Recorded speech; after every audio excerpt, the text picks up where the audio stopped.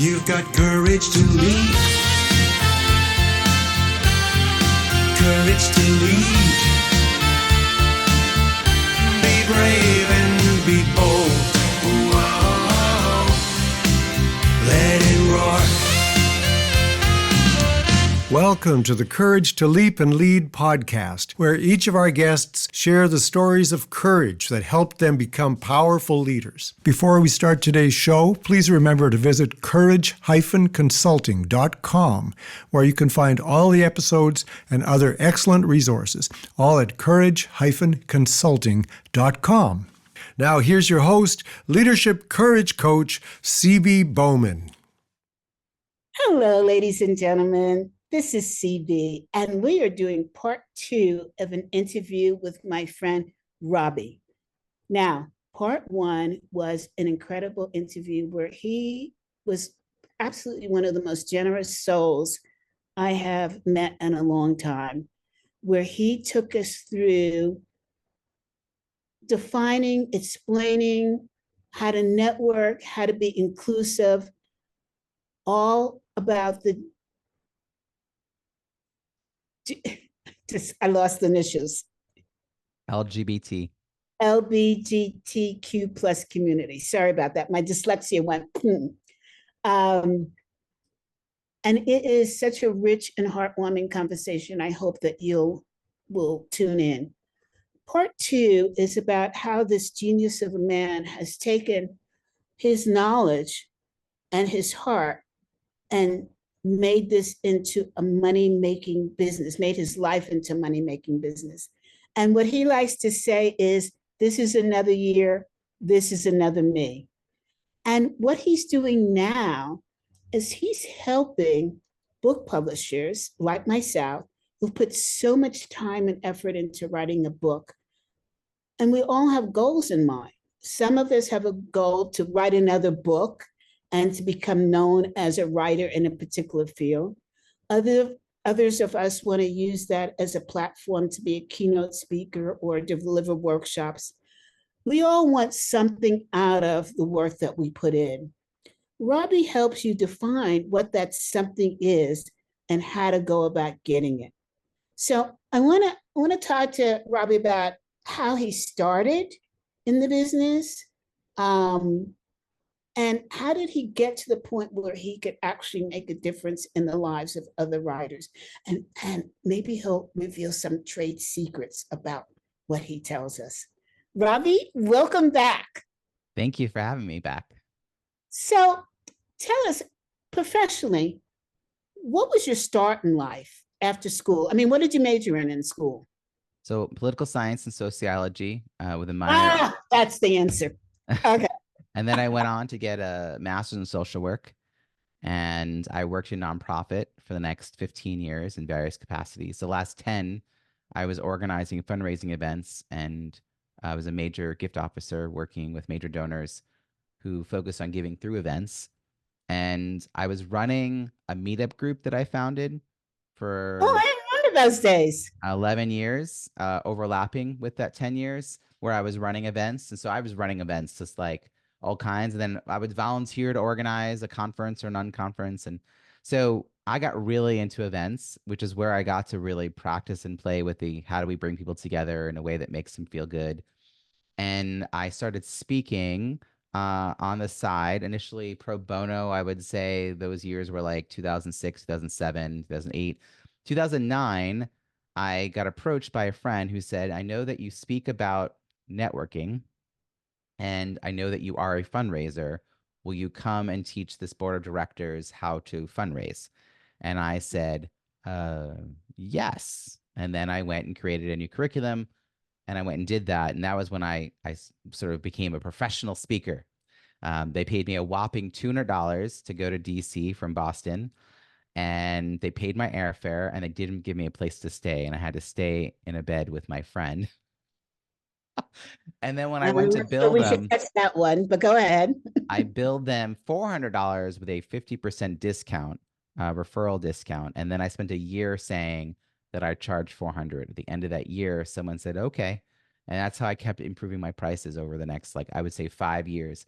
The end of 2014, I left my day job to focus on speaking full time, encouraged by my friend and mentor, Dory Clark, to finally jump ship from the relative safety or the imaginary safety of a job into the world of entrepreneurship. And I needed to come up with a new audience. So I had been focusing on speaking for nonprofits and foundations, and I knew I needed to expand. So I ended up building a podcast as sort of the launch point for that. And that started working that in 2015, aired in 2016. Subsequently, my first book was published in 2017 about networking at conferences. I had this talk that I'd been doing for 11 years called Art of the Schmooze. So I was doing that talk, and from the book, group coaching program, hired Dory. She said, write for Harvard Business Review, do a TEDx. Got that done. TEDx talk about networking at events came out in January 2020. And I thought that I was poised to be an overnight success, 10 years in the making. And then 2 months later, nobody needed to know how to network at events. We were all at home.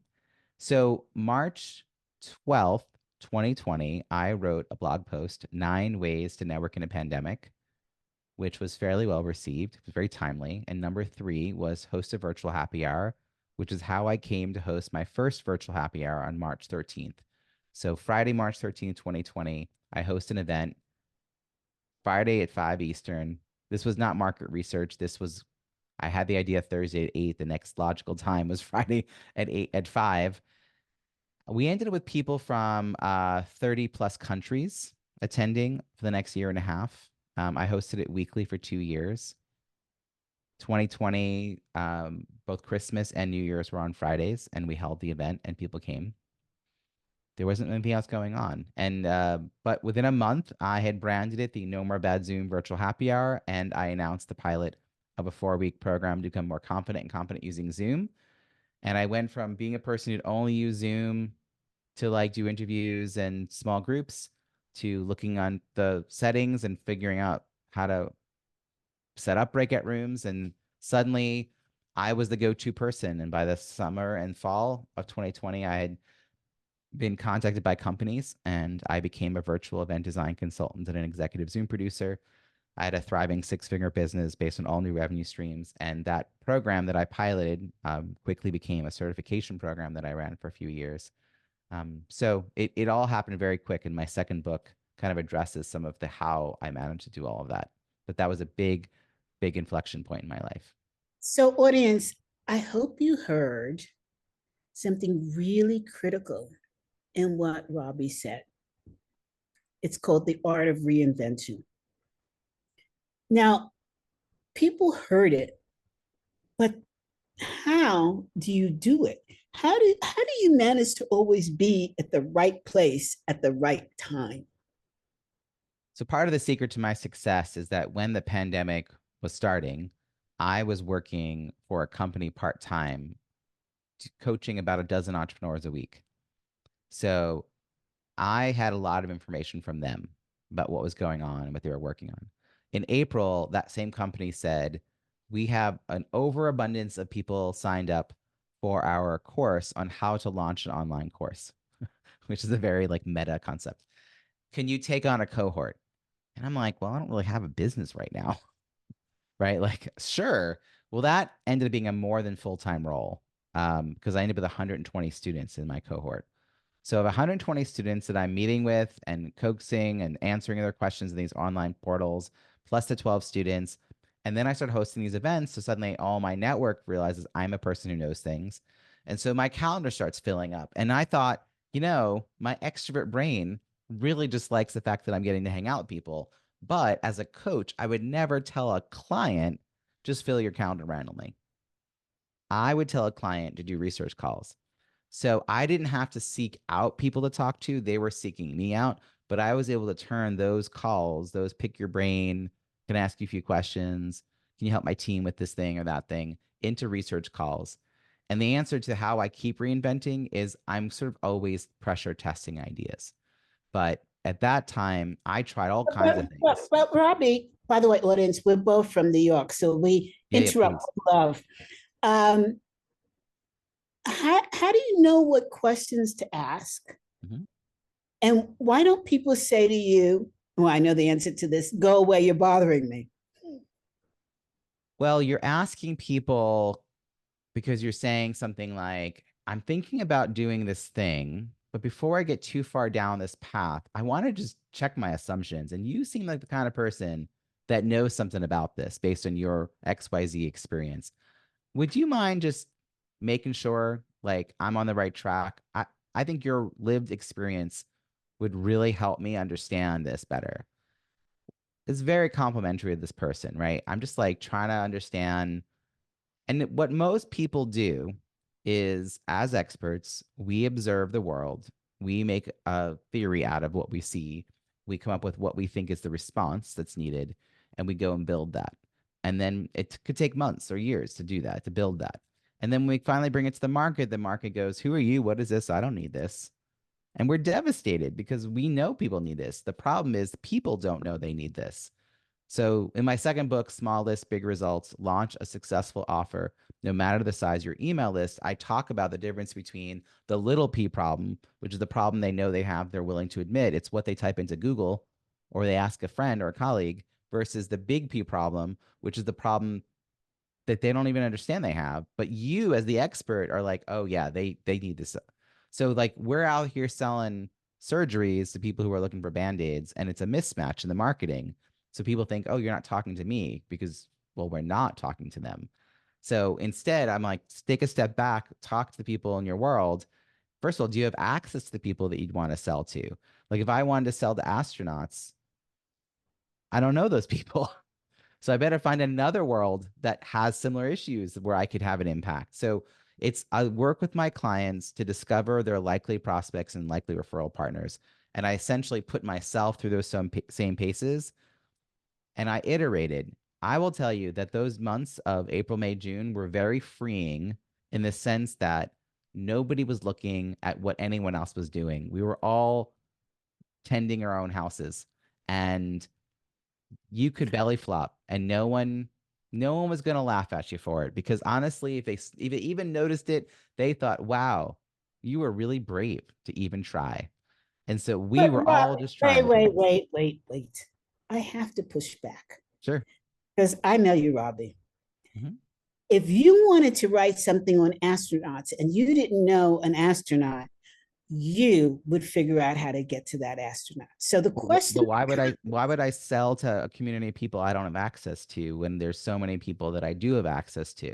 Because you might be using astronauts as an example for the community, let's just say, for example, that you do sell to. So the question becomes, Robbie, what is your secret sauce for getting to know people that you have no connection with? I don't.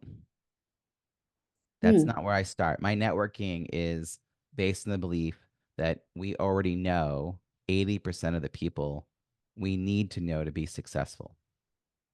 I don't go out looking to just add business cards to my business card collection. That's not, I've done it. It's not immediately beneficial. I do put effort into building new relationships, but it's usually through people. So I might ask a friend to co-host a dinner with me. We each invite 4 people. So I meet people, but I'm not just cold calling through a phone book, telling people I've got a service. Okay, So fair it's enough. attraction based. I host events where people can see what I do. I make referrals easy. I give people referral text. And so I'm like, oh, if you know anyone who if you hear this phrase, then here's how I can help somebody. And I make it an easy thing to do. So, I mean, I think the mistake is we think of networking as new people. And I'm saying our largest untapped resource is our existing network. So I don't want to go and look for, I'm talking, when I say astronauts, I mean the communities that I don't have access to. I might instead have access to teachers, and teachers might have the same need. Like, it's like go to the world. So part of what you're pressure testing ideas is you're just trying to figure out, can I actually get a conversation with a dozen to 2 dozen people in this world? Like, do I even know these people? Can I get introductions to these people? And sometimes I tell my clients, if within 3 months you discover that your big, brilliant idea is not going to fly, it's the best news ever, because you've just saved yourself 3 years trying to sell something. And you probably in those 3 months will pick up on something slightly different that is the winner.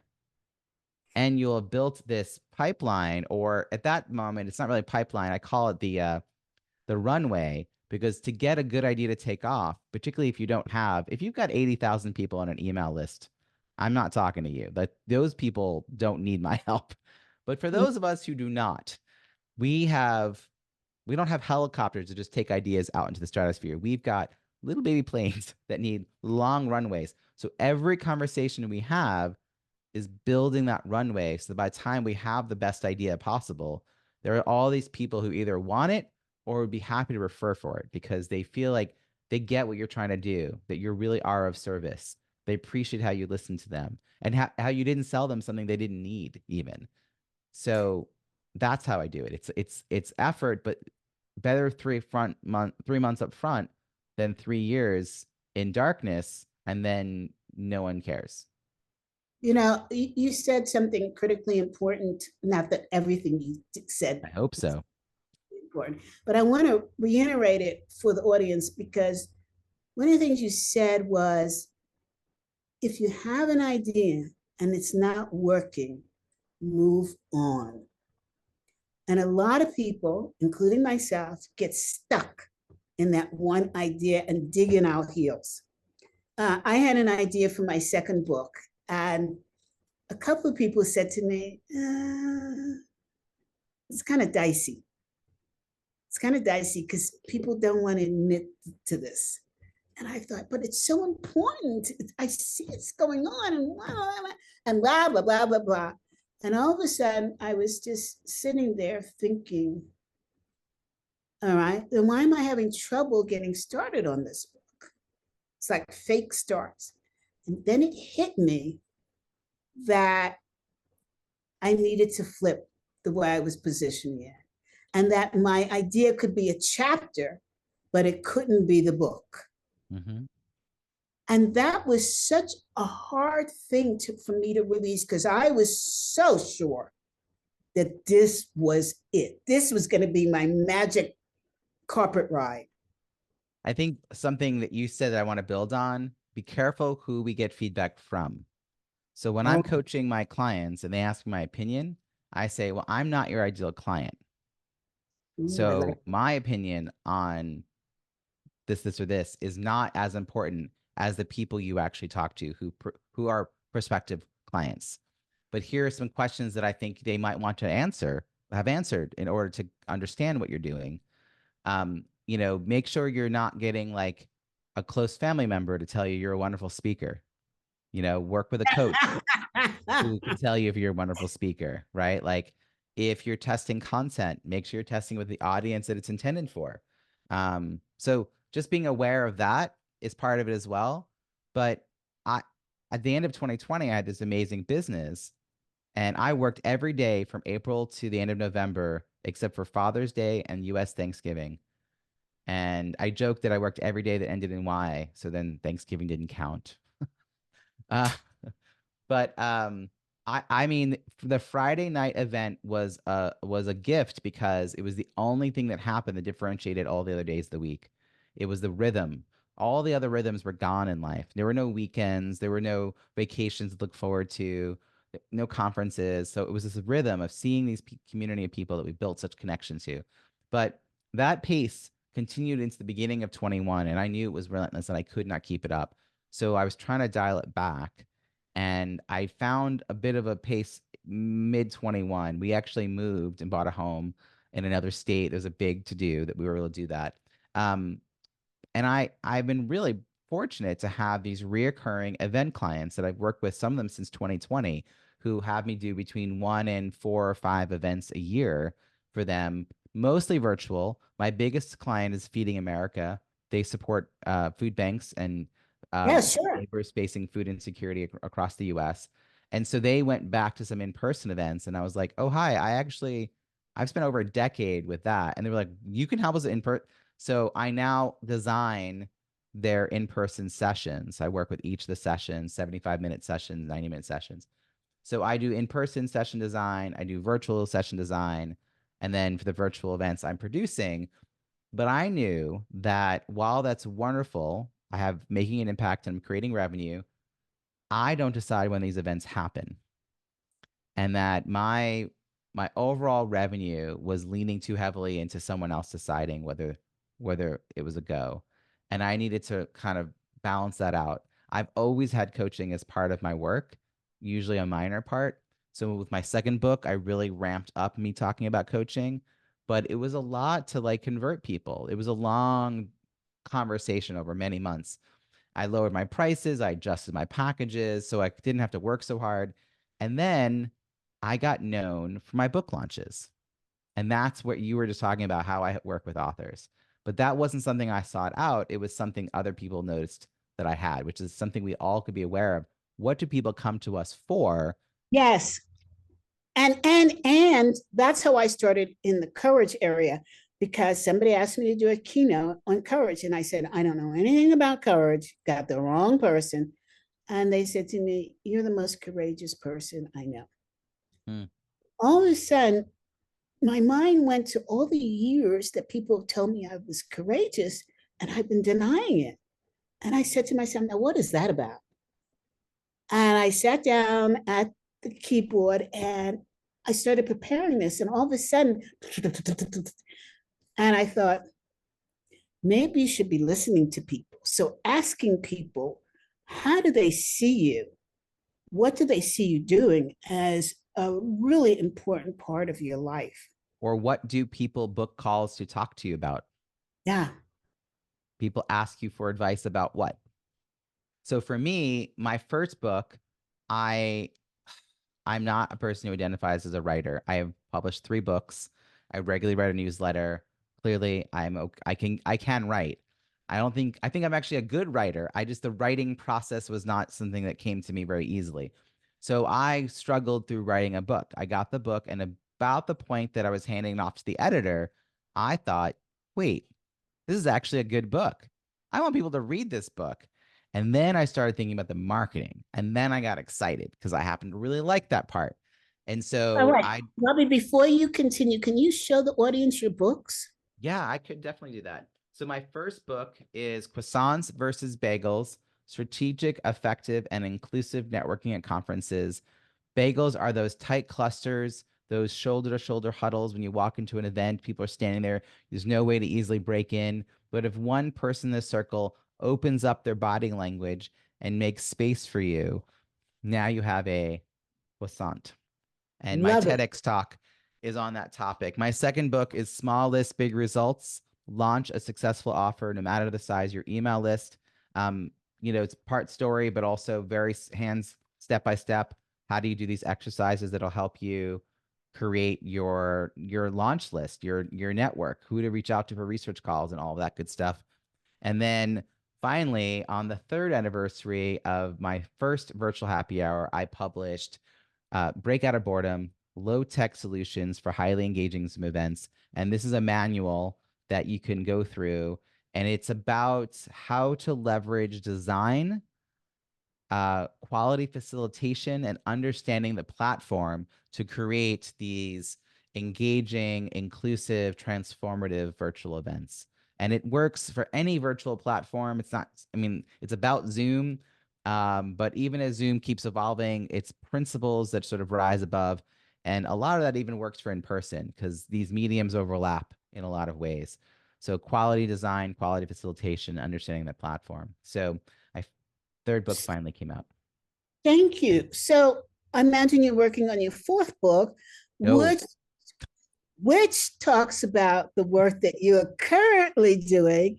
Oh my gosh. Please tell us about it.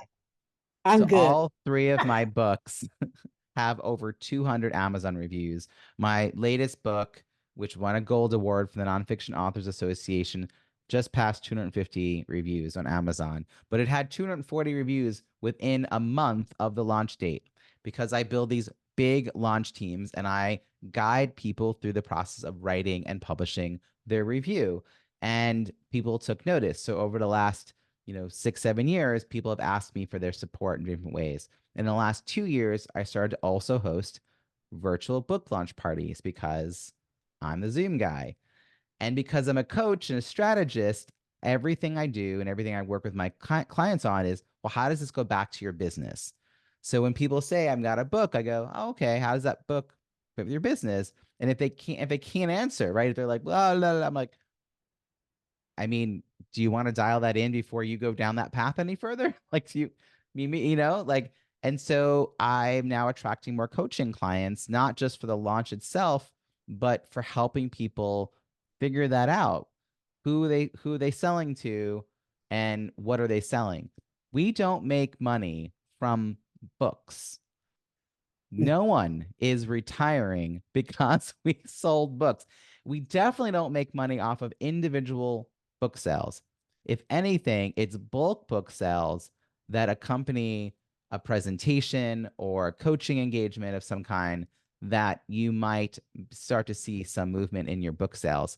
It's about how that book leads people to the next offer. I'm agnostic about what the next offer is because I've tried everything and there are pros and cons to everything, but I will ask all the right questions. And so I was telling Dory Clark, who my friends tell me it's a drinking game when I mention her name, because I just am so fortunate to have met her back, I don't know, 2008, 2009. So I'm in New York 6 months ago in October, and I'm telling her in a community where at a dinner about the success of my latest book.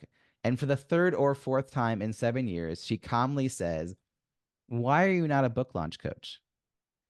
And I remember why I wasn't, why I knew I didn't want to pursue this, but now I was sort of out of excuses. It was suddenly all the things I knew how to do and like to do.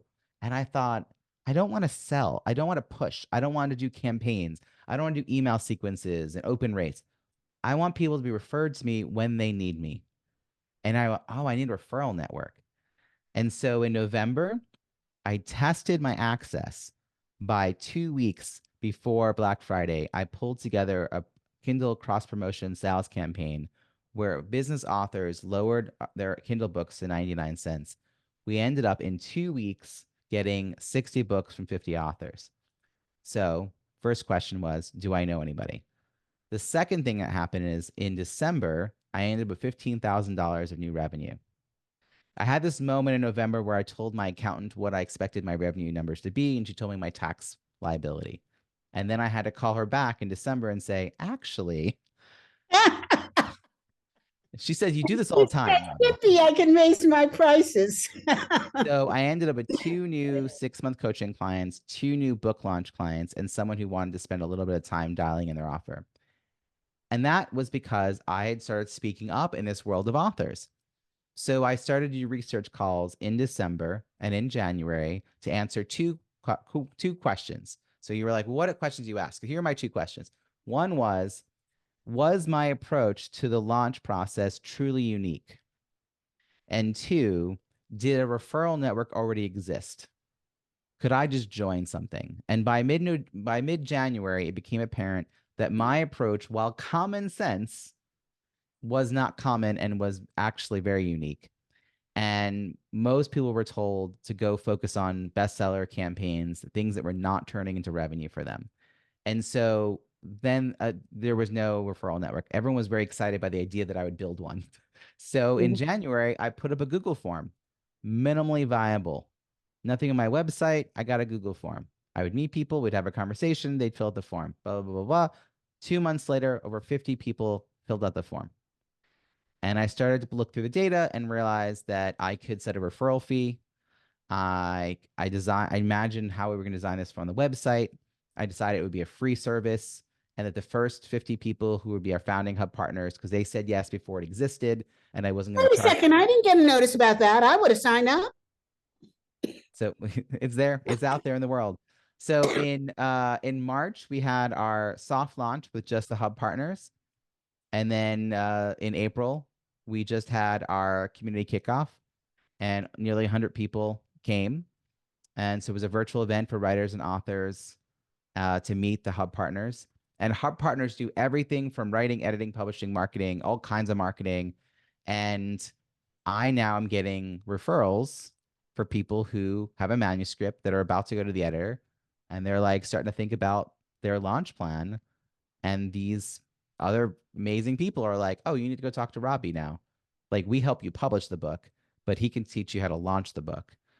And so that's all starting to happen. And so I've committed to hosting a monthly event. Every other month is alternating between private event for Hub partners and a public event for writers and authors to meet us.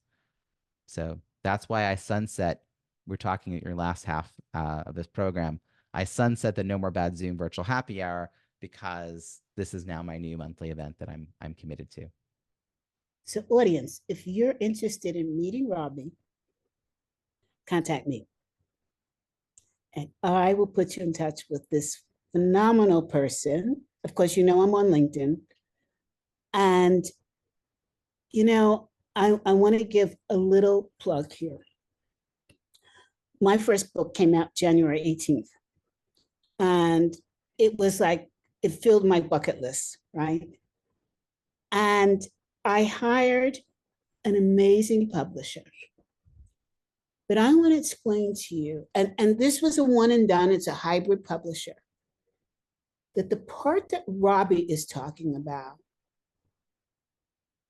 goes unrealized in terms of its importance in publishing a book. I have had so many people say to me, I published a book and I'm not making any money.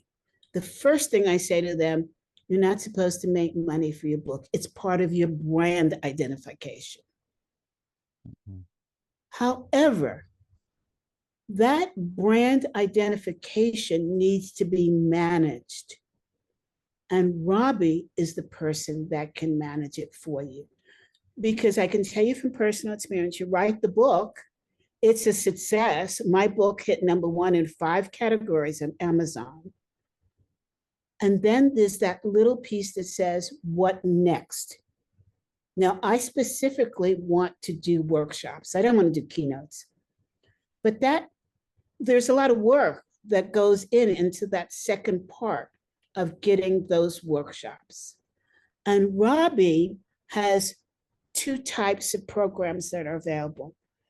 And I will just say the current price, which is for new people, so next month I'm saying it may be higher, is $2,000 for 3 calls. And if you want to join his community, it's let me just say, actually, it's that $2,000 is has some pre-work, it has some calls, and I also design and MC your virtual book launch party. The focus is on helping you build a launch team filled with likely prospects of about 150 people. And the results are we're aiming for 50+ Amazon reviews. But the real purpose of this is that you're going to get into conversations with those likely prospects.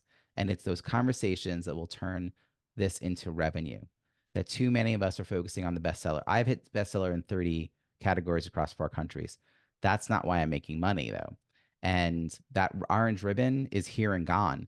But reviews stay on the book sales page on Amazon. And it is social proof. When you're looking at a competitive category, it is social proof. And what you're about to say is if people are looking for additional support in figuring out who they're selling to and what they're selling, I have 90-minute, 3-hour, 3-month, and 6-month coaching packages. And all of it's on my website, RobbieSamuels.com. My interviews, my books, my podcast, my programs, the BizBook Publishing Hub. You'll find everything at RobbieSamuels.com. I'm a multi-passionate entrepreneur, so you might know me for one thing and discover I do these other things as well. But thank you very much, CB, for helping spread the word about this, because I really, really want to help people take their genius and put it out into the world in a big way. Absolutely. And you know, CB does not endorse things that she does not believe in. Thank you. You know that. You know I have a reputation for being a connector. But that's because I connect people who can truly help each other, not just talk in the air. So speaking of which, the bizbookpublishinghub.com is that free resource we were just talking about. So if anyone in your audience is considering writing a book or has a book that they're looking for new ways to market it, we've got so many amazing people that can help you do everything soup to nuts. So Biz, B-I-Z, book, publishinghub.com. It's free. You get download free resources from these hub partners or book a 30-minute complimentary chat. Check out who they work with, all that good stuff. And I want to directly connect brilliant thought leaders with the people who will help them bring that out into the world. It's just too many things unknown when you're starting out writing a book. I joked that I had to write a second book given how much I learned about it the first time around. Like I was like, I'm gonna have to do this again because this was too much work to this be a one-off. I hear you. And that's exactly why this weekend I started my second book. Nice. Right. Yeah. Right. I declare this year the year of no books. I'm launching programs. Everyone keeps being, what about your next book? I'm like, oh, this year I accidentally wrote 2 books in 17 months. I was like, I'm gonna give myself a little bit of a break. Yeah, well, we won't let you, so forget that. Robbie, I love you, darling. Thank you so much for this 2-part episode of Robbie. Both parts have been so rich in conversation and your heart. Thank you. Thank you. Bye, everybody. This is CB. And I always forget to name the show, but I figured you know it. It's called Courage to Leap and Lead, and it's on all podcast stations and live stream on LinkedIn. I will see you next Tuesday. Bye now. Thank you, Robbie.